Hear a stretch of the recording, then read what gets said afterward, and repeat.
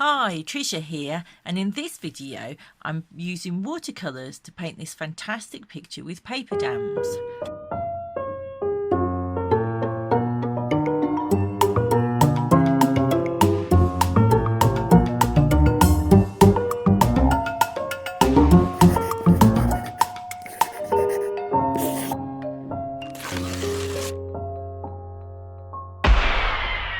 Okay, so I'm using a watercolour paper here. It's about 300 grams paper.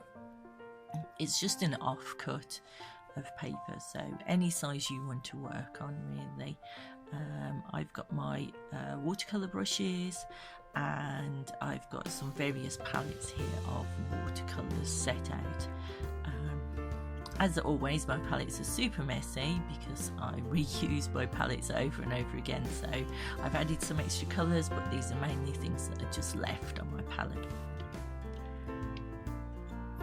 So what I'm doing is I am initially doing a direct painting. So there's no sketching here. I am just painting straight on to the paper. You've got to have a little think about what you're doing first, so I would suggest take a few minutes, plan out your design, whether it's a little sketch to the side or just in your head where things are going to go, and then you can start painting. The idea of direct painting is much more of a sketching type of painting where you just work directly onto the paper. As I said, you haven't got any sketching underneath or anything, but you're just using the brush to sort of draw and create your coloured marks. The other thing that I'm doing is, because I'm painting this whole thing direct, so straight on, everything is wet. All of my paint is completely wet, so I'm not waiting in between for areas to dry or not, and so what I need to be careful of is that the paint doesn't bleed into each other. So initially here I'm just using this yellow, but as I add other colours in, I don't want them to touch each other and bleed.